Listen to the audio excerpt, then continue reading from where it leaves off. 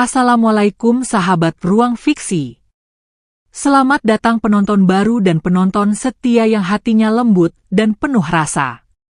Di tengah heningnya hutan Kalimantan, seorang gadis desa bernama Raina mendengar rintihan lirih dari semak basah.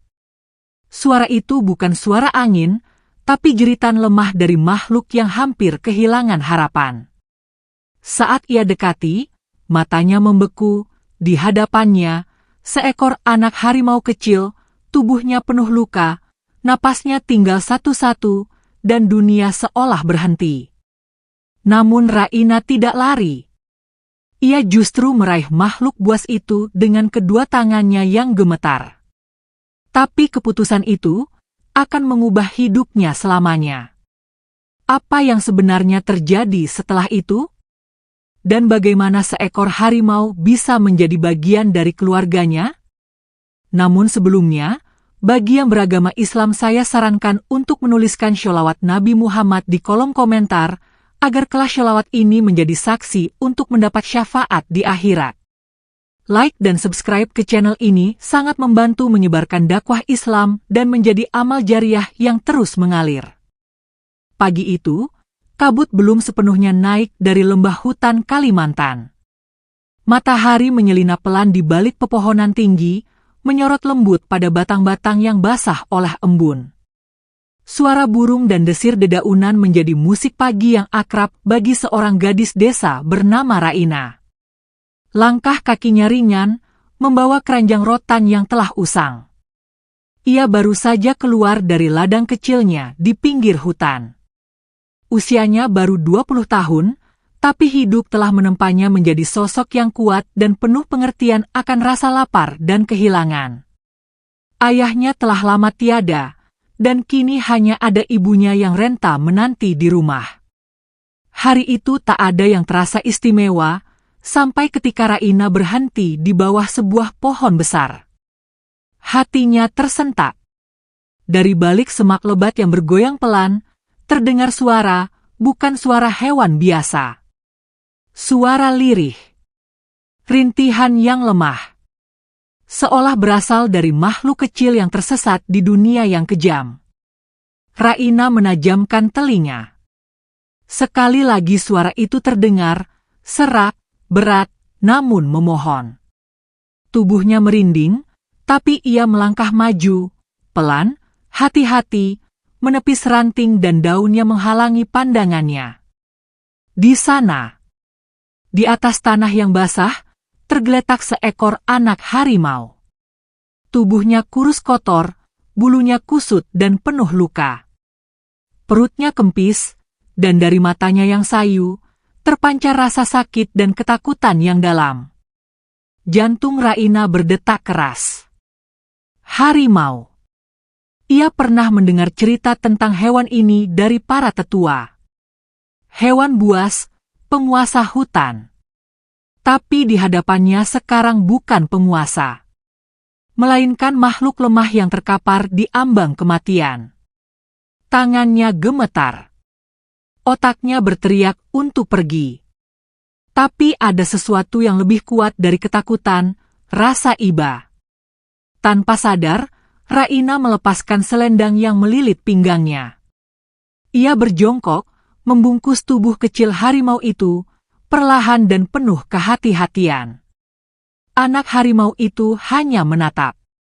Tak ada geraman, tak ada perlawanan. Seakan tahu bahwa ia akhirnya menemukan sesuatu yang selama ini hilang, kasih sayang. Langit tampak lebih mendung saat Raina memanggul harimau itu. Ia berjalan pulang dengan langkah pelan namun pasti. Setiap langkah terasa berat. Bukan karena beban di gendongannya, tapi karena perasaan campur aduk yang menyesaki dadanya. Apakah ia baru saja membawa harapan atau bencana? Saat sampai di depan rumah, ibunya tengah menyiram tanaman cabai. Melihat Raina membawa bungkusan aneh, ibunya menoleh dengan wajah heran. Lalu shock saat isi bungkusan itu tampak jelas. Nah, itu harimau. Raina tak langsung menjawab. Ia hanya membuka sedikit selendang itu.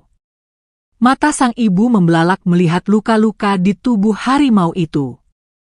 Meski awalnya ragu, namun suara lirih anak harimau itu mengikis rasa takut. Akhirnya, ibu dan anak itu bersama-sama mulai membersihkan luka-luka di tubuh kecil itu. Air mata Raina menetes saat ia melihat betapa parah luka di perutnya. Mereka menggunakan kain bekas untuk menekan luka dan mencampur susu kental manis dengan air sebagai makanan pertama. Hari itu menjadi hari yang tak akan pernah dilupakan Raina. Anak harimau itu diberi nama Si Belang. Bulu halusnya berwarna coklat keemasan dengan garis-garis hitam yang tegas. Meski masih lemah, sorot matanya mulai berubah dari ketakutan menjadi percaya. Hari menjelang malam. Di luar, suara jangkrik dan gemerisik daun bersahutan. Tapi di dalam rumah kecil itu, ada kehangatan yang tak biasa. Raina menatap Si Belang yang sudah tertidur lelap di atas tikar tua di sudut ruangan. Ia mengelus bulunya pelan, lalu bergumam dalam hati. Kau bukan hanya hewan. Kau datang membawa sesuatu yang belum aku pahami. Sementara itu, di balik gelapnya hutan, sesuatu sedang bergerak. Sesuatu yang besar. Sesuatu yang telah kehilangan jejak anaknya. Dan malam itu, hutan menjadi sedikit lebih gelisah dari biasanya. Malam di desa Sukamaju turun dengan cepat. Angin membawa aroma tanah lembab dan nyanyian serangga yang seakan tidak pernah berhenti. Di langit, bulan menggantung redup, terselubung kabut tipis yang menjadikan suasana lebih muram.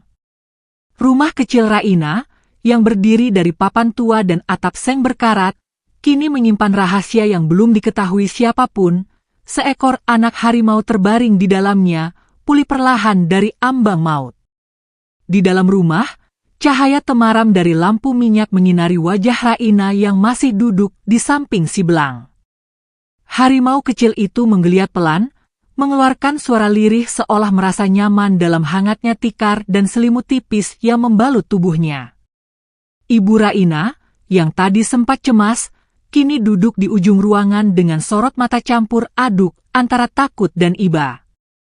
Apa kau sadar, Nak, kalau yang kau bawa itu bukan kucing hutan, tapi harimau betulan, ujar sang ibu lirih, matanya masih menatap tubuh kecil Si Belang. Raina mengangguk pelan. Aku tahu, Bu. Tapi aku juga tahu, kalau aku tinggalkan dia di hutan tadi, dia pasti mati. Sunyi menyelimuti mereka beberapa saat. Di luar, dedaunan bergoyang, seperti membisikkan sesuatu yang tak bisa dimengerti manusia. Angin malam menyusup dari sela-sela dinding rumah, namun tidak cukup untuk mendinginkan suasana hati yang menghangat karena kehadiran makhluk kecil itu. Hari-hari berikutnya berjalan lambat, namun penuh keajaiban. Luka-luka di tubuh Si Belang mulai mengering. Tubuhnya yang semula kurus mulai tampak lebih berisi. Raina memberi makan campuran susu dan nasi lunak dengan hati-hati. Si Belang tidak pernah sekalipun menggeram atau menunjukkan sisi buasnya. Justru sebaliknya, ia tampak patuh, bahkan akrab dengan suara lembut Raina. Setiap pagi, setelah selesai membersihkan kandang ayam dan menyapu halaman, Raina akan duduk di beranda rumah sambil mengelus punggung Si Belang yang mulai tumbuh bulu halus keemasan. Harimau kecil itu sering tertidur di pangkuannya, seperti seekor anak kucing yang menemukan ibunya. Namun, semakin hari, kabar mulai menyebar. Desa yang kecil membuat rahasia menjadi sesuatu yang tak bisa disimpan lama. Suatu sore, saat Raina kembali dari sumur membawa ember air, ia melihat dua orang tetangganya, Pak Raji dan Bu Inah, berbisik sambil melirik ke arah rumahnya. Begitu Raina lewat, mereka pura-pura tersenyum, namun wajah mereka menyimpan tanda tanya yang besar. Raina, katanya kamu pelihara hewan aneh ya? Tanya Pak Raji sambil menyipitkan mata. Raina hanya menjawab dengan senyum gugup, lalu masuk ke rumah sambil menutup pintu cepat-cepat. Ia tahu, ini hanya soal waktu sampai seluruh desa tahu tentang si Belang. Malam itu, suara dari dalam hutan berubah. Bukan lagi desir angin atau lolongan serigala, tapi suara berat, serak, dan dalam. Seperti raungan dari sesuatu yang besar. Si Belang, yang sedang tidur di dekat tungku, tiba-tiba bangun dan berdiri. Telinganya tegak, matanya tajam menatap keluar jendela. Raina yang duduk tidak jauh darinya ikut menoleh. Jantungnya berdetak lebih cepat. Raungan itu datang lagi, kali ini lebih dekat. "Ibu, itu suara apa?" bisik Raina. Sang ibu menggenggam tangan anaknya erat. "Aku rasa induknya mencarinya." Raina menelan ludah. Malam itu ia tidak tidur. Ia duduk di dekat jendela, mendekap selimut, sembari menjaga si Belang yang kembali berbaring tapi tampak resah. Ia tahu, hutan tidak pernah tidur. Dan ketika seekor induk kehilangan anaknya, hutan akan menjadi ladang pencarian yang tak kenal ampun. Beberapa hari kemudian, ketukan terdengar di pintu rumah Raina. Dua pria berseragam dinas, lengkap dengan topi dan logo konservasi di lengannya, berdiri di depan rumahnya. Wajah mereka serius namun tidak mengancam. "Assalamualaikum. Kami dapat laporan dari warga. Apakah benar di sini ada anak harimau yang dirawat?" Raina merasa tubuhnya seperti membeku. Ia memanggil ibunya, dan mereka berdua mengangguk pelan. Si Belang, yang sedang bermain di belakang rumah, mendekat dan duduk di sisi Raina seperti biasa. Petugas konservasi itu tampak terkejut saat melihat seberapa jinaknya si Belang. Namun salah satu dari mereka langsung mengeluarkan buku catatan dan menjelaskan bahwa harimau termasuk satwa liar yang dilindungi dan tidak boleh dipelihara warga sipil. "Kami paham niat kalian baik, tapi si Belang harus kembali ke habitatnya. Ini bukan tempat yang layak untuk harimau, bahkan meskipun kalian menyayanginya." Raina merasa lemas. Seluruh dunia seakan runtuh. Ia menatap si Belang yang kini duduk diam, menatapnya balik dengan sorot penuh percaya. Petugas itu melanjutkan, "Kami tidak akan memaksa hari ini. Kami beri waktu beberapa hari untuk kalian menyiapkan diri dan berpamitan." Hari-hari berikutnya menjadi hari-hari paling sunyi dalam hidup Raina. Ia dan ibunya duduk lebih lama bersama si Belang. Makanan disiapkan dengan lebih hati-hati. Elusan di kepala si Belang menjadi lebih sering, seolah ingin menanam kenangan di setiap helainya. Tapi waktu tak bisa ditahan. Saat hari penjemputan tiba, sebuah mobil bak terbuka masuk ke halaman rumah. Di atasnya, kandang besi besar terlihat kokoh. Petugas yang sama turun, kali ini membawa alat penenang dan dokumen lengkap. Raina mendekati si Belang. Harimau itu berdiri, seolah tahu ada sesuatu yang akan terjadi. Ia mengendus jari-jari Raina, lalu menjilat punggung tangannya pelan. Gerakan kecil, namun terasa seperti 1000 tusukan di hati Raina. "Maaf, aku harus melepasmu," bisiknya sambil memeluk leher harimau itu. Air mata jatuh deras, membasahi bulu keemasannya yang kini terlihat sehat dan mengilap. Petugas membawanya dengan hati-hati. Si Belang masuk kandang tanpa perlawanan. Namun matanya tetap menatap ke arah Raina, tak berkedip, seolah ingin merekam wajah itu untuk selama-lamanya. Raina berdiri di ambang pintu, tubuhnya menggigil. Suara mesin mobil perlahan menjauh. Suara kandang berderak. Dan suara detak jantungnya terasa hampa. Rumah itu terasa lebih dingin dari sebelumnya. Sejak kepergian si belang, waktu berjalan lambat di rumah kecil Raina. Pagi datang tanpa semangat, dan malam terasa terlalu panjang. Tak ada lagi suara cakaran kecil di lantai bambu. Tak ada lagi napas hangat yang terlelap di sudut tikar. Yang tertinggal hanyalah jejak kaki samar di halaman tanah, dan bau samar bulu harimau yang masih tertinggal di sarung tua milik Raina.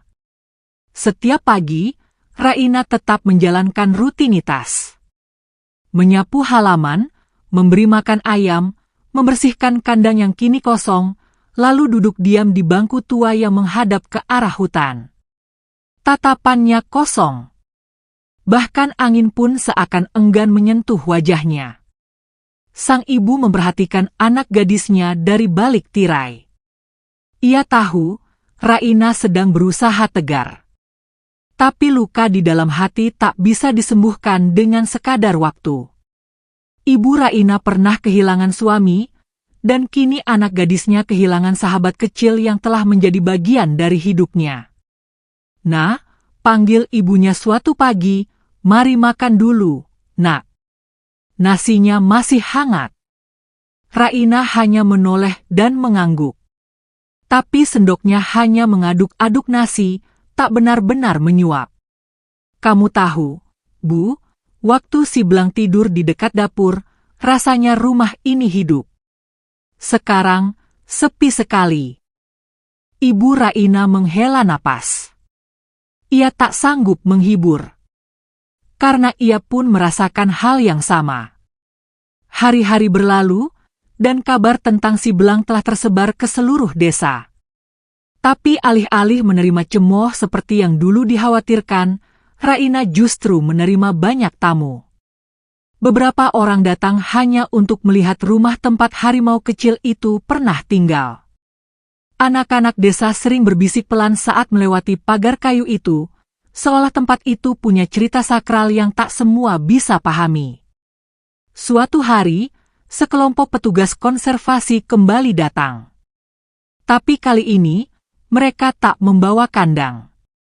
Raina, yang tengah menjemur pakaian, melihat mereka turun dari mobil membawa dus dan karung besar.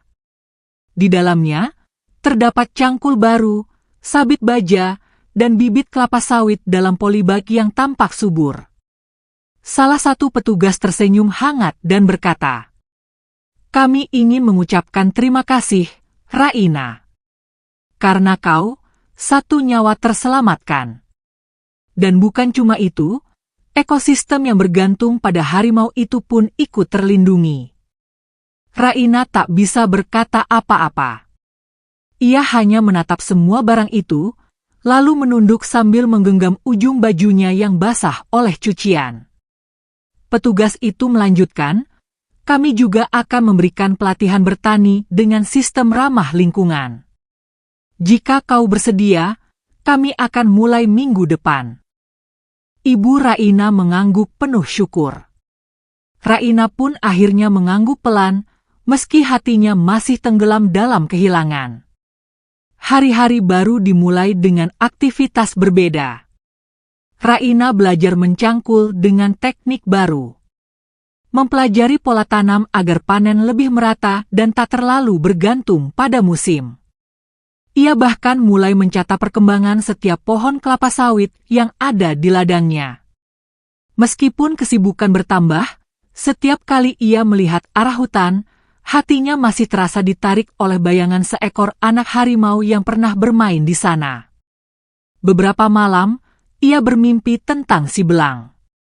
Kadang harimau itu berlari di padang rumput luas, kadang hanya duduk diam di sampingnya, menatap langit. Dan mimpi-mimpi itu bukan hanya bunga tidur. Suatu pagi, tepat setelah hujan deras mengguyur desa sepanjang malam, Raina pergi ke ladang lebih awal. Embun masih menetes di ujung daun. Saat ia berjalan melewati jalan setapak di dekat hutan, ia melihat sesuatu yang membuat napasnya tercekat. Bekas cakaran. Tidak dalam, tapi cukup panjang. Bekas itu masih basah, tergores di tanah basah. Raina mendekat. lalu menemukan jejak kaki besar yang tertinggal di tanah liat. Bukan jejak kaki manusia, melainkan cakar binatang. Dan ia kenal betul ukuran dan bentuknya. Itu bukan jejak sembarangan. Itu seperti milik si belang. Matanya menyapu sekeliling. Tidak ada suara. Hutan sunyi. Tapi perasaannya bergemuruh. Apakah mungkin? Ia berjalan menyusuri tepian semak, mengikuti jejak itu yang mengarah ke sungai kecil. Di sana, jejak itu menghilang. Namun di atas batu besar, ada sesuatu yang membuatnya terduduk lemas. Seekor ranting, kecil dan ringan, tergeletak di sana dengan ujung yang tampak seperti digigit. Si belang sering bermain dengan ranting seperti itu. Raina menatap langit, hatinya bergetar. Ia tak tahu apakah ini nyata, atau hanya ilusi harapannya sendiri yang membentuk semuanya. Namun di dadanya, ada sesuatu yang kembali hidup. Sebuah cahaya kecil, yang selama ini redup sejak kandang itu ditutup dan dibawa pergi. Ia kembali ke rumah, membawa ranting itu. Meletakkannya di sudut ruangan tempat si belang dulu biasa tidur. Ia tak mengatakan apapun pada ibunya. Tapi sorot matanya tak lagi suram seperti hari-hari sebelumnya. Beberapa minggu berlalu. Kebun mereka mulai menunjukkan hasil. Buah kelapa sawit tumbuh lebih subur, dan hasil panen perlahan meningkat. Para tetangga mulai bertanya kepada Raina tentang cara tanam dan pola perawatan yang ia pelajari dari pelatihan konservasi. Raina tak pelit berbagi. Ia bahkan mengajari anak-anak muda desa cara menanam yang baik, memanfaatkan lahan kosong tanpa merusak hutan di sekitarnya. Desa itu pun perlahan berubah. Warga mulai peduli pada satwa liar, mulai memahami bahwa bukan semua binatang buas harus diburu. Dan semua itu dimulai dari satu keputusan sederhana, menyelamatkan anak harimau yang terluka. Namun bagi Raina, perubahan terbesar ada di dalam dirinya. Ia tidak lagi melihat dirinya hanya sebagai anak petani. Ia kini menjadi bagian dari sesuatu yang lebih besar, penjaga kehidupan, meskipun caranya hanya dengan menyusui harimau kecil dan membersihkan lukanya dengan kain lap. Dan meskipun si belang telah kembali ke hutan, Raina tahu, ikatan itu tidak pernah benar-benar putus. Sebab, di malam-malam tertentu, ketika angin bertiup dari arah hutan, ia bisa mendengar suara samar, suara berat, suara yang sangat dikenalnya. Dan dalam hati, ia tahu, hutan belum selesai dengan kisah mereka. Pagi itu, embun masih menggenang di rumput-rumput ladang. Langit baru saja mengusir sisa-sisa gelap malam. Raina, dengan keranjang bambu di punggungnya, menyusuri pematang sawit dengan langkah tenang. Ladang itu kini terasa berbeda, lebih hijau, lebih segar, dan lebih hidup. Tangan Raina yang dulu kasar karena lelah kini bergerak mantap, memeriksa daun, memperhatikan batang, dan mencatat dalam buku kecilnya. Tiba-tiba, suara deru motor terdengar di kejauhan. Debu tipis mengepul dari jalan tanah merah. Sebuah mobil jeep tua berhenti di dekat batas kebun. Dua pria keluar. Mereka mengenakan rompi coklat dengan lambang konservasi. Tapi kali ini, bukan hanya itu yang menarik perhatian Raina. Di kursi belakang, tampak seorang pria tua berambut putih. Wajahnya tenang, sorot matanya tajam dan penuh wibawa. Ia mengenakan topi lapangan dan membawa tongkat kayu yang terukir motif Dayak. Langkahnya pelan, namun setiap tapaknya terasa dalam. Ia berjalan mendekati Raina yang masih mematung di tengah ladang. "Namamu Raina?" tanyanya, suaranya berat namun hangat. "Iya, saya," jawab Raina pelan. Pria itu tersenyum, lalu menunjuk ke arah hutan yang membentang di belakang mereka. Aku ingin kau ikut aku ke sana. Ada sesuatu yang harus kau lihat dengan mata kepala sendiri. Raina menatapnya bingung. Tapi tatapan itu tak memberi ruang untuk penolakan. Ia menoleh sebentar ke arah ibunya yang berdiri jauh di teras rumah. Sang ibu hanya mengangguk pelan, seakan memberi izin tanpa kata. Mereka berjalan memasuki hutan, menyusuri jalur sempit yang dibatasi akar dan daun kering. Angin di dalam hutan berbeda, lebih lembab, lebih pekat, dan lebih hidup. Burung-burung sesekali berterbangan di atas mereka, dan dari kejauhan terdengar gemuruh air sungai yang menghantam batu. Setelah berjalan hampir 1 jam, mereka tiba di sebuah bukit kecil yang tertutup pohon tinggi.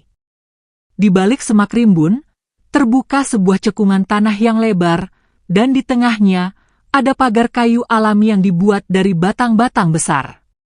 Di dalam pagar itu, seekor harimau muda sedang duduk diam. Raina tercekat. Ia tahu, itu si belang. Tubuhnya kini lebih besar, kekar, dan indah. Bulu emasnya bersinar tertimpa cahaya pagi.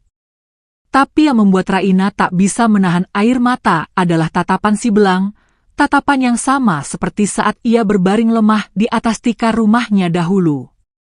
Si belang menatap Raina. Tak ada geraman. Tak ada keganasan. Hanya diam, dan langkah kecil ke arah pagar. Dia masih mengingatmu, ujar pria tua itu. Dan sejak dilepas ke wilayah semi liar ini, dia menolak masuk lebih dalam ke hutan. Selalu tinggal di dekat pagar. Seolah menunggu. Raina berlutut, meraih celah di pagar, dan mengulurkan tangan. Si belang mendekat, menunduk, dan menyentuhkan dahinya ke telapak tangan Raina. Tangis gadis itu pecah dalam diam. Tak ada kata-kata yang bisa menjelaskan perasaan yang membuncah di dadanya. Pria tua itu melanjutkan, kami menamakannya harimau penjaga lembah. Tapi ia tak pernah benar-benar pergi dari sisi manusia. Dan kini, kami ingin melibatkanmu dalam program rehabilitasi dan pelestarian satwa liar. Kami butuh seseorang yang bisa menjembatani dunia mereka dan dunia kita. Raina menoleh, wajahnya penuh kebingungan. Aku? Tapi, aku hanya petani, aku bahkan belum sekolah tinggi. Pria itu tersenyum, lalu menepuk bahu Raina pelan. Kau punya yang tidak bisa diajarkan oleh sekolah manapun, kasih sayang yang murni. Itu yang dibutuhkan oleh semua makhluk, manusia maupun hewan. Hari itu menjadi hari pembuka jalan baru. Raina mulai dilatih. Ia belajar mengenali bahasa tubuh hewan, pola makan alami, cara menangani konflik antara desa dan satwa liar, hingga metode penanganan luka dan stres pada hewan konservasi. Si belang pun menjadi bagian dari proses itu. Hubungan mereka tak lagi sebatas penyelamat dan yang diselamatkan, tapi menjadi mitra dalam pelestarian. Setiap kali Raina masuk ke area pagar, si belang akan datang menghampiri, duduk di sampingnya, atau hanya tidur di dekatnya. Para peneliti dan petugas konservasi yang menyaksikan hal itu tahu, ada sesuatu yang tak bisa dijelaskan secara ilmiah antara mereka. Sementara itu, di desa, nama Raina mulai disebut dalam rapat-rapat kampung. Banyak warga yang dulu memandangnya sebelah mata kini datang untuk bertanya. Anak-anak muda mengikuti pelatihan yang sama. Lahan-lahan tidur mulai dibersihkan, bukan untuk pembukaan lahan liar, tapi untuk program edukasi konservasi berbasis desa. Suatu malam, di saat bulan purnama menggantung tinggi, Raina duduk di tepi pagar kayu bersama si belang yang kini hampir sebesar harimau dewasa. Angin malam menyapa wajahnya, dan suara hutan menjadi irama pelan yang menenangkan. Terima kasih, bisik Raina, menatap mata si belang. Harimau itu hanya mengedip pelan, lalu mengangkat wajahnya ke arah langit. Dan dalam kebersamaan mereka yang sunyi itu, Raina tahu bahwa jalan hidupnya telah berubah selamanya. Bukan karena ia menyelamatkan harimau itu, tapi karena harimau itu menyelamatkannya lebih dulu, dari kesunyian, dari kehampaan, dari hidup yang hanya berjalan tanpa arah. Mereka berdua telah saling menemukan. Dan dunia pun mulai melihat mereka. Langit sore itu berubah jingga kemerahan, semburatnya membelah pucuk pohon hutan Kalimantan yang menjulang tinggi. Di dalam zona konservasi yang kini menjadi rumah sementara si belang, suasana tenang menyelimuti seluruh lembah.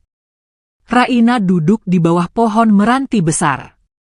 Di sampingnya, si belang membaringkan tubuhnya yang besar dan penuh otot, dengan napas pelan dan mata setengah terpejam.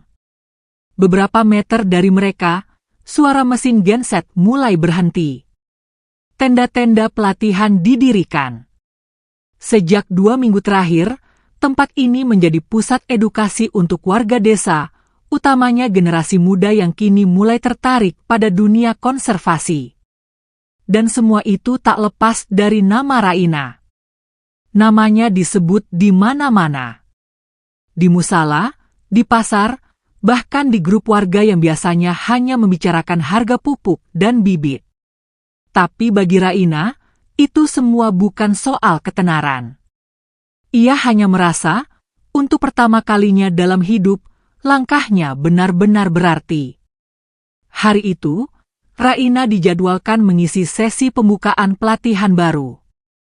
Ia sempat menolak, merasa dirinya bukan siapa-siapa.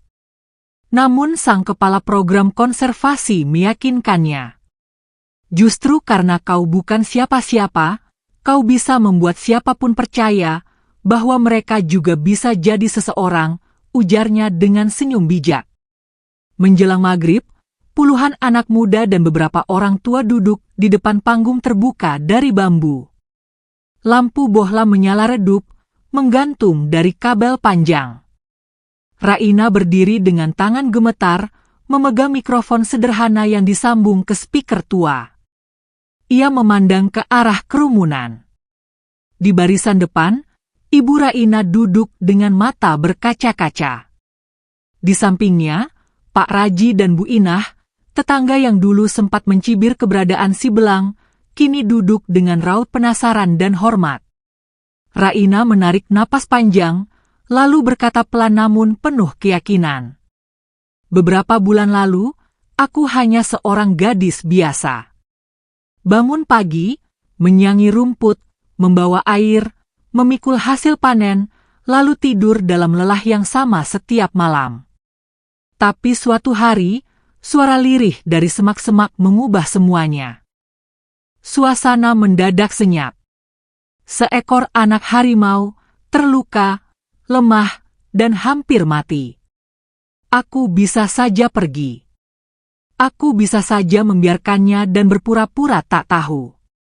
Tapi entah kenapa, aku memilih tinggal. Kepalanya sedikit tertunduk, air mata membayang di pelupuk. Dan sejak hari itu, aku tahu, saat kau memberi kasih, bukan hanya makhluk itu yang selamat. Hatimu juga ikut sembuh. Sorak tepuk tangan pecah setelah ia mengakhiri kalimatnya. Namun Raina tidak mengejar pujian. Ia hanya tersenyum, meletakkan mikrofon, dan kembali ke sisi si belang yang menunggu di balik pagar. Malam itu, banyak yang tak bisa tidur. Percakapan di tenda-tenda pelatihan mengalir deras. Anak-anak muda bertukar cerita, mulai membayangkan masa depan yang melibatkan hutan, satwa liar, dan pelestarian. Apa yang dulu terdengar asing, kini menjadi cita-cita yang pantas diperjuangkan. 2 minggu kemudian, sebuah kejutan datang ke desa. Sebuah mobil dari kota berhenti di balai desa. Di dalamnya, kru dokumenter dari sebuah stasiun televisi nasional turun dengan peralatan lengkap. Mereka datang setelah mendengar kisah Raina dan si belang dari salah satu petugas konservasi yang tak sengaja membagikannya di media sosial. Raina awalnya menolak diwawancarai. Ia tak ingin kisahnya dipajang di layar kaca seperti tontonan belaka. Tapi kepala konservasi meyakinkannya sekali lagi. Kadang, cerita harus disebarkan agar orang lain tak mengulang ketidakpedulian yang sama. Akhirnya, dokumentasi dilakukan. Mereka mengikuti jejak Raina sejak pagi, dari ia memberi makan ayam, menyiapkan ladang, sampai saat ia berjalan kaki menuju pusat konservasi, disambut si belang yang selalu mengenal langkahnya bahkan sebelum ia muncul dari balik pepohonan. Kamera merekam semuanya. Tak ada yang dibuat-buat. Tak ada akting. Hanya kisah nyata yang berjalan dengan tenang, seperti sungai kecil yang meresap ke dalam tanah dan hati. Beberapa hari setelah tayangan itu disiarkan, perubahan besar mulai terasa. Surat dari pemerintah kabupaten datang. Mereka memberikan penghargaan kepada Raina sebagai duta muda konservasi desa. Ia diundang untuk mengikuti program pelatihan lanjutan di Pusat Konservasi Nasional di Jawa. Tawaran beasiswa pun menyusul. Dan untuk pertama kalinya, Raina diminta berbicara di forum lingkungan hidup tingkat provinsi. Tapi semua gemerlap itu tak membuatnya lupa dari mana semuanya berawal. Ia masih tidur di rumah kayunya yang sederhana. Masih menyapu halaman tiap pagi. Masih menatap arah hutan tiap malam. Dan si belang masih menjadi yang paling setia. Mereka tak butuh kata-kata. Cukup dengan duduk berdampingan, menatap langit yang sama, dan memahami bahwa pertemuan mereka bukan kebetulan. Karena dalam hidup ini, kadang Allah mempertemukan dua jiwa bukan untuk saling memiliki, tapi untuk saling menyembuhkan. Dan dari luka, tumbuh kekuatan. Dari kesepian, lahir panggilan. Dan dari satu tindakan kecil yang tulus, terbuka pintu untuk mengubah dunia. Malam itu, Raina menulis sesuatu di buku kecilnya dengan tulisan tangan yang rapi dan penuh hati. Aku tidak tahu akan dibawa kemana langkah ini. Tapi aku tahu satu hal, aku tidak berjalan sendiri. Angin malam membawa harum tanah basah. Jauh di dalam hutan, seekor harimau muda melangkah menyusuri lembah. Matanya tajam, langkahnya tenang, dan suaranya menggetarkan hening. Namun di hatinya, masih ada satu nama yang tak pernah hilang. Raina. Langit desa kembali dibalut mendung kelabu. Hujan turun sejak malam, dan tak menunjukkan tanda akan reda. Tanah menjadi becek, jalanan desa licin, dan aroma tanah basah memenuhi udara. Tapi meski cuaca membuat banyak warga memilih berdiam diri di rumah, satu sosok tetap berjalan perlahan menuju hutan. Sepasang sandal jepitnya berlumpur, payung kecil terlipat di punggungnya, dan wajahnya setenang langit yang tak terbuka. Raina. Sejak pagi, ia merasa hatinya gelisah.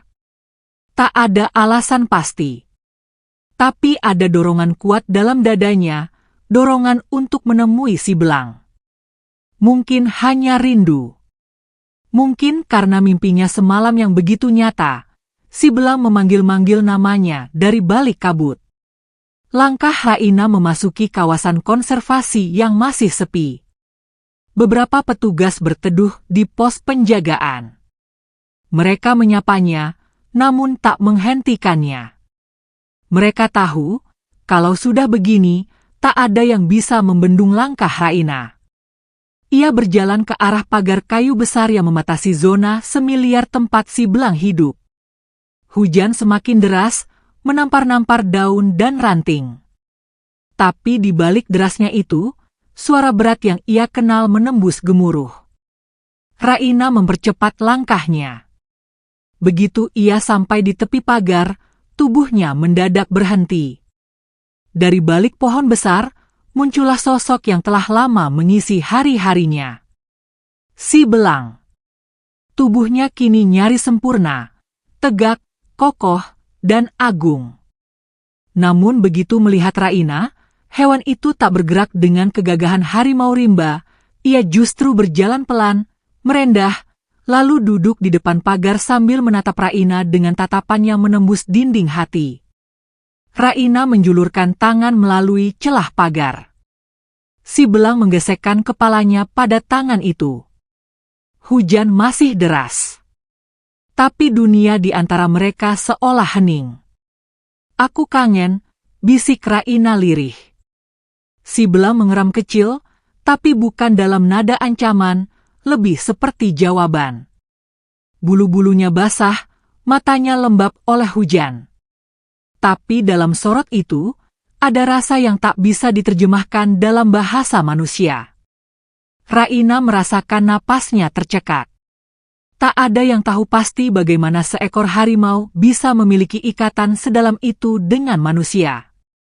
Tapi mungkin, seperti manusia juga, harimau pun tahu siapa yang menyelamatkan mereka. Hari-hari berikutnya, kegiatan konservasi makin aktif. Semangat warga desa meningkat, dan anak-anak muda mulai menyumbangkan waktu mereka menjadi relawan. Bahkan dari luar desa, beberapa mahasiswa dari perguruan tinggi datang untuk magang. Tapi di balik semua geliat itu, datang satu berita yang menggetarkan jantung Raina. Pemerintah daerah, bersama investor besar, berencana membuka akses jalan utama ke desa yang selama ini hanya bisa dilalui jalur sempit tanah. Proyek ini akan melewati sebagian kawasan hutan yang kini menjadi zona aman bagi beberapa satwa liar, termasuk zona tempat si belang hidup. Raina mendengarnya pertama kali dari kepala konservasi. Surat perizinan telah masuk. Pengukuran lahan sudah dimulai secara diam-diam. Malam itu, Raina tak bisa tidur. Ia duduk di depan tungku dapur yang masih menghangatkan ruangan. Ibunya datang, membawa segelas air hangat. "Kenapa kau gelisah, Nak?" Raina menatap nyala api, lalu menjawab lirih, "Mereka mau bongkar hutan, Bu. Lewat daerah tempat si belang tinggal." Ibunya tak menjawab. Tapi air matanya jatuh lebih dulu. Dulu kita hidup dari tanah, lalu kita rawat makhluk yang hidup di atasnya. Sekarang, kita mau hancurkan semuanya demi jalan. Keesokan harinya, Raina bertemu langsung dengan tim pengukuran lahan. Mereka berpakaian rapi, berbicara sopan, dan membawa peta besar yang menunjukkan garis panjang melintasi hutan. Proyek ini akan menghubungkan desa dengan kota. Ini akan mempercepat distribusi hasil panen, ujar salah satu dari mereka. Dan mengorbankan hutan, tanya Raina tajam. 5 kilometer hutan. Tapi akan diganti dengan penghijauan ulang, jawab mereka, santai. Raina mengepal tangannya. Ia tahu, istilah penghijauan ulang sering hanya jadi janji yang tak dipenuhi. Dan bukan hanya soal pohon, tapi soal kehidupan yang telah terbangun di dalamnya. Jejak tapak si belang. Sarang-sarang burung yang setiap pagi menyapa. Suara jangkrik malam. Semua itu tak bisa digantikan dengan sebatang bibit kecil yang ditanam seadanya. Malam itu, Raina menulis surat terbuka. Ia unggah ke internet lewat akun pusat konservasi. Surat itu bercerita tentang perjalanannya bersama si belang, tentang bagaimana seekor harimau menyelamatkan hidupnya dari kekosongan. Tentang hutan yang bukan sekadar pepohonan, tapi rumah bagi ribuan makhluk yang tak bisa bersuara. Surat itu menyebar cepat. Media sosial ramai. Tagar "Jangan sentuh hutan kami" mulai trending. Jurnalis dari kota datang, dan media lokal menulis liputan panjang tentang gadis hutan dan harimau sahabatnya. Tapi lebih dari itu, Yang paling menyentuh Raina adalah suara dari warganya sendiri. Mereka mulai berdiri bersamanya. Para petani, nelayan darat, ibu-ibu penganyam tikar, bahkan anak-anak kecil. Mereka mulai sadar bahwa sekali hutan hilang, yang hilang bukan cuma hewan, tapi masa depan. Rapat terbuka pun digelar di balai desa. Di sana, Raina berdiri di hadapan pejabat kabupaten, kepala desa, dan perwakilan investor. Suasana tegang. Tapi Raina tidak gentar. Ia berdiri tegak, membawa satu foto, potret dirinya dengan si belang, duduk berdampingan di bawah sinar matahari pagi. Kalau kalian butuh akses jalan, katanya, suaranya tegas dan jernih, buat jalan lain. Jangan yang ini. Jangan yang akan menghancurkan apa yang selama ini kami perjuangkan. Pejabat hanya diam. Tapi tatapan orang-orang di sekeliling mereka mulai berubah. Malam itu, saat Raina kembali ke kawasan konservasi, ia mendengar suara berat yang sangat ia kenal. Dari balik semak, si belang muncul, berjalan pelan lalu duduk di hadapannya. Raina berjongkok, menatap matanya yang hangat. Aku janji, aku akan lindungi rumahmu. Apapun yang terjadi. Dan malam itu, langit bersih dari awan. Seakan Allah sedang membuka pintu langitnya, menyaksikan janji yang tak diucapkan dengan keras, tapi ditanamkan dalam hati. Sebab, sebuah janji sejati tak butuh saksi selain nurani. Hari-hari setelah rapat terbuka itu berjalan dalam ketegangan yang menggantung. Desa seperti menahan napas. Tidak ada kabar lanjutan dari pemerintah kabupaten, namun tiang-tiang kayu penanda jalur proyek masih tertancap di beberapa titik hutan. Setiap kali Raina melintasinya, hatinya seakan diremas. Sebuah isyarat bahwa keputusan belum final, dan ancaman itu masih menggantung di atas kepala mereka. Namun semangat tak padam. Warga desa, yang awalnya diam, kini bergerak. Mereka mulai membersihkan batas hutan. Menanam pohon-pohon kecil sebagai simbol bahwa wilayah itu hidup, bukan tanah kosong yang bisa diambil seenaknya. Anak-anak desa menulis pesan-pesan kecil di kertas daun dan menggantungkannya di ranting-ranting. Jangan ambil rumah harimau. Di sini kami bermain. Di bawah pohon ini aku belajar mengenal suara burung. Kalimat-kalimat sederhana, tapi terasa seperti jeritan halus dari mereka yang selama ini dianggap tak punya suara. Sementara itu, si belang mulai menunjukkan sikap berbeda. Sejak hari rapat itu, perilakunya menjadi lebih gelisah. Ia sering mondar-mandir di dekat pagar, mengendus tanah, menatap langit, lalu meringkuk di pojok kandang dengan erangan pelan. Raina memperhatikannya dengan cemas. Dia tahu, ujar salah satu petugas konservasi. Hewan seperti dia bisa merasakan keresahan. Hutan ini bukan cuma tempat tinggal, tapi juga rumah bagi jiwanya. Raina duduk di tepi pagar, menyodorkan tangannya seperti biasa. Si belang mendekat, namun kali ini hanya duduk, menunduk, dan menghembuskan napas pelan. Tatapan matanya sendu, seolah ingin berkata, jika rumah ini hilang, kemana lagi aku harus pergi? Malam itu, Raina menuliskan surat pribadi untuk pejabat kabupaten. Ia tulis dengan tangan sendiri, diselipkan dalam amplop kecil, dan diantar ke balai desa untuk diteruskan ke kota. Surat itu bukan protes, bukan kemarahan, tapi suara dari hati. Ia menulis tentang bagaimana suara ranting yang patah bisa jadi pertanda kehilangan. Tentang bagaimana langkah-langkah kecil si belang pernah menuntunnya dari kelam hidup yang sunyi. Tentang bagaimana hutan ini bukan sekadar tempat, tapi napas dari ribuan jiwa yang tumbuh di bawah bayangannya. ia tutup surat itu dengan kalimat, "Jika langkah kalian membelah hutan ini, maka langkah kami akan menanam kembali. Tapi mengapa kita tidak berjalan bersama, menjaga apa yang masih bisa dijaga, sebelum semuanya hanya jadi nama di peta tua?" 3 hari kemudian, langit berubah muram. Pagi itu, kabut tak juga surut meski matahari sudah tinggi. Burung-burung tak berkicau seperti biasa. Hutan seakan menahan suara.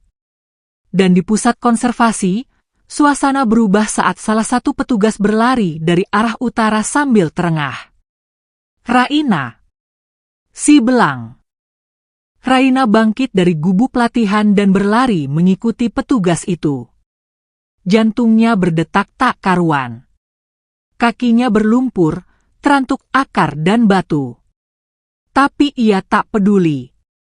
Saat ia sampai di tempat yang dituju, napasnya berhenti sejenak. Si belang tergeletak. Tubuh besarnya lemas, napasnya cepat dan pendek. Mulutnya terbuka sedikit, lidahnya terjulur. Ada jejak darah tipis di tanah. Matanya tampak kosong. Tapi saat melihat Raina, matanya berkedip, pelan sekali. "Apa yang terjadi?" teriak Raina, berlutut di samping tubuh harimau itu. "Kami belum tahu. Mungkin salah satu jebakan pemburu sisa lama yang belum kami temukan," ujar petugas sambil menggigit bibirnya. Raina tak bisa berkata-kata. Tangannya gemetar, ia mengusap leher si belang, mencoba menenangkannya, meski jiwanya sendiri porak-poranda. "Kamu harus kuat, tolong jangan tinggalin aku, belum sekarang." Petugas konservasi segera mendatangkan tim medis satwa. Si belang diangkat dengan tanduk kayu, dibawa ke klinik darurat yang hanya berjarak ratusan meter dari situ. Raina terus berjalan di sampingnya, menggenggam salah satu cakarnya dengan kedua tangan. Di dalam klinik, waktu berjalan lambat. Jarum suntik, selang infus, dan alat bantu pernapasan dipasang. Tapi tidak ada yang bisa mengusir bayangan terburuk dari benak Raina. Ia menatap wajah si belang yang kini tidur dengan tubuh terikat alat medis. Dan malam pun turun. Raina duduk di samping ranjang si belang. Ia tidak pulang. Tidak makan. Tidak tidur. Hanya duduk diam. Mengusap kepala sahabatnya itu, dan kadang-kadang memejamkan mata sembari memanjatkan doa. Bukan doa panjang. Hanya bisikan. "Ya Robbi, kalau masih bisa disembuhkan, sembuhkanlah. Kalau dia harus pergi, tolong jangan dalam sepi." Pagi berikutnya, kabar mulai beredar di desa. Bukan tentang si belang yang terluka, tapi tentang surat balasan dari kabupaten. Proyek pembangunan jalan ditunda. Belum dibatalkan, tapi untuk pertama kalinya, suara desa berhasil menembus tembok kota. Surat Raina, surat anak-anak, suara para petani dan suara si belang telah sampai. Raina belum tahu kabar itu. Ia masih di samping si belang, menggenggam cakarnya yang mulai hangat kembali. Tapi di luar klinik, angin mulai berubah arah. Langit mulai cerah. Dan langkah orang-orang yang dulu diam kini mulai berjalan ke arah yang sama. Menuju hutan. Menuju harapan. Menuju suara-suara yang dulu dianggap bisu. Dan di tengah semuanya, seekor harimau dan seorang gadis terus saling menjaga nyawa satu sama lain. Angin pagi berembus pelan, menelusup lewat celah-celah atap klinik darurat berbahan kayu dan seng. Sinar mentari baru saja menyibak kabut tipis yang menggantung sejak subuh. Di dalam ruangan yang masih setengah gelap, hanya suara detak alat pemantau dan napas lembut dari seekor harimau yang masih terbaring lemah. Raina tertidur bersandar di sisi ranjang si belang, dengan tangan masih menggenggam salah satu cakar depan sahabatnya itu. Wajahnya lelah, namun tenang. Ada sisa air mata di pipinya, dan kantung matanya tampak berat karena semalaman tak tidur. Tapi genggamannya tak pernah lepas. Saat matahari mulai memanjat langit, mata si belang perlahan terbuka. Gerakannya pelan, namun cukup untuk membuat alat di samping ranjang mengeluarkan bunyi stabil. Kelopak matanya berkedip beberapa kali, lalu beralih menatap wajah Raina yang tertidur di sampingnya. Erangan kecil keluar dari tenggorokannya. Raina terbangun dengan jantung seolah berhenti. Matanya langsung terbuka, lalu ia menatap si belang yang kini sudah sadar. "Belang?"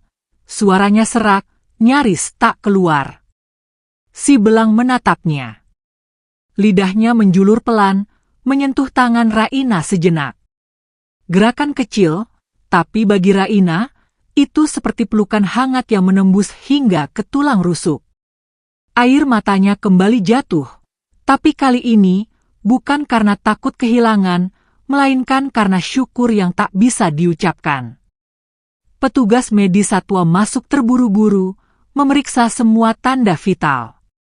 Ekspresi tegang mereka berubah menjadi lega saat melihat respon si belang yang membaik. Suhu tubuhnya stabil, denyut jantungnya kembali normal. Raina berdiri di sisi ruangan, memeluk dirinya sendiri.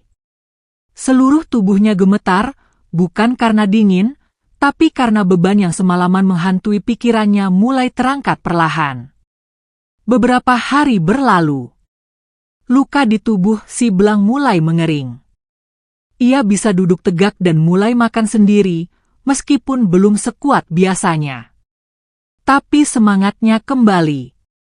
Setiap kali Raina datang, harimau itu akan bergerak mendekat, berbaring dekat kaki Raina, dan memejamkan mata dengan tenang. Seolah ia tahu bahwa di dekat gadis itu, ia aman. Sementara itu, kabar tentang penundaan proyek jalan menyebar cepat di desa. Warga mulai menanggapi dengan harapan. Tapi mereka juga sadar, penundaan bukan berarti penghentian. Mereka harus terus bersuara. Harus terus menjaga hutan dengan lebih dari sekadar kata-kata. Pak Raji, yang dulu sinis, kini malah datang ke rumah Raina dengan membawa satu peti kecil berisi bibit pohon buah. "Aku mau tanam ini di batas ladang. Biar burung-burung makin banyak. Mungkin, kalau mereka banyak, harimau juga nggak merasa sendirian." Bu Inah membuat kelompok ibu-ibu penenun untuk menyebarkan cerita Raina dalam bentuk anyaman kain khas desa. Cerita tentang gadis dan harimau. Cerita tentang keberanian. Cerita tentang penjaga rimba. Sementara itu, di pusat konservasi, Raina diberi ruang khusus untuk membuat program edukasi anak-anak desa. Ia menamainya Sekolah Daun, tempat di mana anak-anak belajar langsung di bawah pepohonan, mendengarkan suara hutan, dan mengenali jejak hewan lewat tanah basah, bukan dari buku saja. Hari pertama sekolah itu dibuka, lebih dari 20 anak datang. Mereka duduk bersila di atas tikar rotan, membawa buku tulis yang dibungkus daun pisang.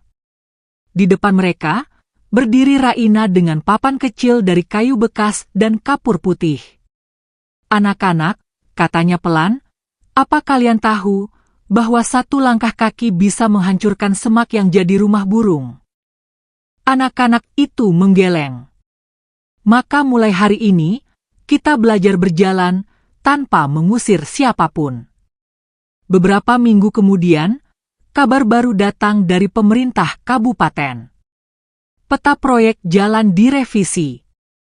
Jalur yang semula melewati zona konservasi dialihkan ke arah timur laut, menjauh dari wilayah habitat satwa. Keputusan itu datang karena tekanan dari masyarakat, media, dan dukungan dari para akademisi lingkungan yang terinspirasi dari kisah Raina dan si belang. Kabar itu dibacakan oleh kepala desa di balai umum. Saat nama Raina disebut, seluruh warga berdiri. Tepuk tangan bergemuruh. Raina hanya menunduk, merasa bahwa semua ini bukan tentang dirinya semata, tapi tentang semua yang ikut bergerak, ikut bersuara, dan ikut mencintai hutan yang selama ini dianggap diam. Tapi malam itu, Raina duduk sendiri di pagar luar kandang si belang. Ia memandang ke arah hutan, jauh ke tempat yang belum pernah ia jelajahi. Si belang duduk di sampingnya, tenang, dengan mata menghadap ke arah yang sama. "Kau tahu, belang," bisiknya, "jalan itu mungkin tak jadi dibangun, tapi satu jalan lain sedang terbuka." Si belang mengangkat kepala, seolah mengerti. Raina mengusap kepala harimau itu pelan. Jalan untuk anak-anak di desa ini mengenal alam. Jalan agar kita semua tahu, hutan bukan milik siapa-siapa. Ia milik mereka yang bersedia menjaganya. Angin berembus lebih hangat malam itu. Bintang-bintang muncul satu persatu. Dan di kejauhan, suara hutan kembali berdengung lembut, seperti nyanyian yang selama ini tertahan di tenggorokan bumi. Si belang merebahkan diri, dan Raina bersandar pada tubuh harimau itu. Untuk pertama kalinya, ia tertidur di luar rumah. Di antara pepohonan. Di bawah langit terbuka. Dan saat ia tidur, ia bermimpi. Ia melihat dirinya berdiri di tengah hutan, memegang tangan banyak anak kecil yang berjalan bersamanya. Di sampingnya, si belang melangkah tenang, seperti penjaga di sisi kanan hidupnya. Dan dari atas langit, hujan daun turun satu persatu, bukan sebagai gugur, tapi sebagai pertanda hidup baru. Mentari pagi menyapa hutan dengan sinar keemasan yang hangat. Embun menggantung di ujung dedaunan, dan burung-burung menyanyikan lagu yang belum pernah terdengar seindah ini. Udara terasa lebih bersih, seolah alam sedang menghela napas lega setelah melewati badai yang hampir merobek nadinya. Di antara gemuruh suara alam itu, langkah kaki Raina menyusuri jalan kecil menuju zona konservasi si belang. Di tangannya ada keranjang berisi potongan daging dan air mineral. Hari itu bukan hari istimewa, tapi langkahnya ringan dan hatinya damai. Si belang kini sepenuhnya pulih. Tubuhnya kokoh, mata tajamnya memantul cahaya pagi, dan geraknya gesit meski tetap tenang saat berada di sisi Raina. Namun saat ia tiba, Raina disambut oleh wajah-wajah tegang. Salah satu petugas berdiri dengan clipboard di tangan, menatap Raina dengan pandangan serius. "Ada tamu dari Pusat Konservasi Nasional," katanya. "Mereka ingin berbicara denganmu dan melihat langsung kondisi si belang." Raina hanya mengangguk, tanpa bertanya. Ia tahu, cepat atau lambat, hari ini akan datang. Beberapa jam kemudian, 4 orang berseragam rapi dengan logo besar Konservasi Nasional di dadanya berdiri di dalam zona observasi. Mereka membawa kamera pengawas, tablet, dan berkas tebal. Salah satu dari mereka, wanita berusia sekitar 40-an dengan rambut digulung rapi, mendekati Raina. "Namamu sudah dikenal, Raina," katanya ramah, namun nada bicaranya penuh perhitungan. "Kisahmu menjadi pembicaraan nasional. Tapi kini kami dihadapkan pada sebuah kenyataan, si belang tak bisa selamanya berada di zona semi liar ini. Dia harus dilepas liarkan sepenuhnya ke hutan konservasi terpadu, jauh di dalam rimba Kalimantan." Raina terdiam. Perasaannya kacau. Antara senang dan takut. Antara bangga dan kehilangan. Melepas si belang ke alam liar sepenuhnya adalah keputusan logis. Tapi logika tak pernah cukup menjelaskan bagaimana rasanya melepas sesuatu yang telah menyatu dengan jiwa. "Dia tidak akan bisa sering kembali ke sini," lanjut sang petugas. "Kami akan pasang pelacak GPS padanya, tapi interaksi manusia harus dihentikan sepenuhnya." Dunia di sekeliling Raina terasa sunyi. Bahkan kicau burung pun seperti memudar. Si belang, yang berada di kandang luasnya, menatap dari kejauhan. Ia tak tahu apa yang dibicarakan, tapi nalurinya selalu tahu bahwa ada sesuatu yang akan berubah. Malamnya, Raina tidak langsung pulang. Ia duduk di luar pagar, menghadap ke arah tempat si belang biasa tidur. Di tangannya, sepotong daging yang belum ia berikan. Tapi si belang tak datang. Entah kenapa, malam itu si belang hanya duduk di bawah pohon besar di dalam areanya, menatap langit. "Belang," gumam Raina, suaranya pecah. "Apa kau juga tahu? Kalau waktunya sudah dekat." Air matanya jatuh tanpa suara. Ia tak ingin harimau itu melihatnya lemah. Tapi tubuhnya menggigil menahan guncangan perasaan yang tak bisa ia bendung. "Kalau nanti kau benar-benar pergi, tolong jangan lupa jalan pulang. Meski mungkin kau tak akan bisa kesini lagi, tapi hatiku akan tetap di jalan itu." Si belang akhirnya berdiri, melangkah perlahan ke pagar. Ia mendekat, lalu menggesekkan kepalanya pada besi yang membatasi mereka. Raina menyodorkan tangannya. Untuk terakhir kalinya, ia merasakan bulu halus itu di kulitnya. Dan malam pun kembali gelap. 3 hari setelahnya, proses pelepas liaran dimulai. Tim konservasi besar berdatangan. Truk pengangkut satwa, alat pelacak, kamera dokumentasi, dan tim medis lengkap. Mereka mempersiapkan segalanya dengan sangat hati-hati. Si belang dibius ringan agar tidak stres saat dipasang pelacak, lalu dipindahkan ke kandang khusus yang akan membawanya ke zona hutan dalam. Raina berdiri beberapa meter dari truk. Ia tidak bisa mendekat. Protokol pelepasan satwa liar harus dipatuhi. Ia hanya bisa menatap dari jauh, menatap wajah yang pernah terbaring lemah di tikarnya, kini bersiap kembali ke dunia yang seharusnya menjadi rumahnya. Saat truk bergerak, Raina menahan napas. Tidak ada perpisahan. Tidak ada pelukan. Hanya debu jalanan yang tertinggal. Dan diam yang menyayat. Waktu berlalu. Seminggu. 2 minggu. Sebulan. Raina kembali ke rutinitas. Ladang. Sekolah daun. Diskusi desa. Tapi semua terasa hampa. Ia tetap tersenyum, tetap mengajar, tetap menyapu halaman rumah. Namun bagian dari dirinya seperti ikut pergi bersama si belang ke dalam hutan sana. Setiap malam, ia menatap langit dari atap rumah, berharap bisa melihat satu bintang jatuh atau mendengar raungan samar dari arah bukit. Dan pada suatu malam, doa itu dijawab. Petugas konservasi datang membawa kabar. GPS si belang menunjukkan pola yang stabil.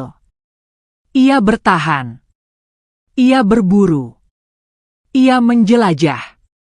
Dan, dalam data itu, tercatat sesuatu yang mengejutkan. Si belang sering berputar mengelilingi satu wilayah kecil, sekitar 5 kilometer dari desa. Dia tidak pergi terlalu jauh, kata petugas itu. Seolah, dia tetap ingin dekat. Meski dia tak bisa kembali ke zona observasi. Raina tak bisa berkata-kata. Ia hanya memejamkan mata. Dan untuk pertama kalinya sejak pelepasan itu, ia tersenyum dengan tenang. Musim berganti. Kini hutan kembali hijau setelah musim panas yang panjang. Desa makin mandiri. Program pelestarian berkembang. Anak-anak semakin mengenal nama-nama pohon dan jejak kaki hewan. Dan pada suatu pagi, saat kabut baru mengangkat dari bumi, Raina berjalan sendirian ke arah bukit di utara desa. Di tangannya, tidak ada apa-apa. Hanya tubuhnya yang ringan dan langkah yang pasti. Di puncak bukit, ia berdiri lama, menatap lahan luas yang dulunya hampir menjadi jalan raya. Kini lahan itu penuh tanaman baru. Hutan perlahan merebut kembali haknya. Lalu, dari kejauhan, terdengar satu suara. Bukan angin. Bukan serangga. Tapi raungan berat, dalam, dan panjang. Mata Raina berkaca-kaca. Ia menengadah ke langit, lalu memejamkan mata. Dan dalam hatinya, ia berkata lirih. Aku dengar, belang, aku dengar. Langit Kalimantan kembali cerah. Matahari memantul di ujung daun, membentuk kilau emas yang menari-nari di permukaan tanah. Desa Sukamaju kini tumbuh dengan wajah baru, lebih hijau, lebih hidup, dan lebih bijaksana. Tak ada lagi suara mesin yang merobek keheningan. Tak ada lagi garis-garis peta yang membelah hutan seperti luka. Semua berubah. Semua kembali pada alur yang semestinya. Namun bukan itu yang membuat desa ini istimewa. Bukan pula karena sawitnya yang mulai berbuah manis, atau karena jalan tanahnya yang kini dipadatkan dengan batu dari sungai. Bukan karena papan nama zona konservasi Sibelang yang berdiri tegak di gerbang masuk hutan. Tapi karena satu nama yang mengakar di hati orang-orang, Raina. Gadis yang pernah dianggap biasa saja. Yang hidup dari ladang dan tikar lusuh. Tapi kini, setiap anak yang belajar di sekolah daun tahu bahwa bukan buku atau bangku yang membuat seseorang besar, tapi keberanian untuk mendengar suara yang tak semua orang mau dengar. Dan suara itu datang dari rimba. Dari rintihan. Dari napas terakhir yang hampir padam. Suara seekor anak harimau. Pagi itu, Raina berdiri di depan papan tulis bambu, mengenakan pakaian sederhana berwarna tanah. Di sekelilingnya, puluhan anak-anak duduk bersila, menunggu ia bicara. Tapi Raina hanya tersenyum dan mengangkat telunjuknya ke arah hutan. Hari ini, ucapnya pelan, kita tak belajar dari aku. Tapi dari rimba. Anak-anak bangkit, mengikuti langkah Raina menembus batas alam dan cerita. Mereka menyusuri jalan setapak yang pernah dilalui Sibelang. Di setiap batu, setiap akar, dan setiap bayangan pohon, ada jejak yang tak lagi kasat mata, tapi masih terasa oleh mereka yang pernah menyentuhnya dengan hati. Di tengah perjalanan, mereka berhenti di tepi sungai kecil. Di sana, sebuah batu besar berdiri dengan datar. Di atasnya, ukiran sederhana terpahat, tempat beristirahat sahabat. Raina menunduk. Ia duduk di samping batu itu, menyentuhkan telapak tangannya pada permukaannya yang dingin. Angin berhembus, membawa wangi tanah basah dan dedaunan kering. Di kejauhan, suara rimba menyanyikan irama yang tak pernah habis. Dan dari balik pohon-pohon tinggi itu, meski tak terlihat oleh mata, seolah-olah seekor harimau muda berdiri tegap, menatap ke arah Raina dan anak-anak di sekelilingnya. Ia tak datang untuk kembali. Ia tak datang untuk dijinakkan. Ia hanya hadir untuk memastikan bahwa ia tak pernah benar-benar pergi. Malam harinya, Raina menyalakan lampu minyak di kamar sederhananya. Di atas meja kayu, buku catatannya terbuka. Ia menulis sesuatu, satu kalimat terakhir, dengan tangan yang tenang dan hati yang penuh. Aku tak menyelamatkan hutan. Aku hanya mendengarkan ketika ia memanggil. Lalu ia menutup buku itu. Meniup api lampu minyak. Dan membiarkan malam melingkupi semuanya dengan sunyi yang suci. Di luar sana, suara hutan tetap bernyanyi. Dan Raina akhirnya tertidur dengan damai.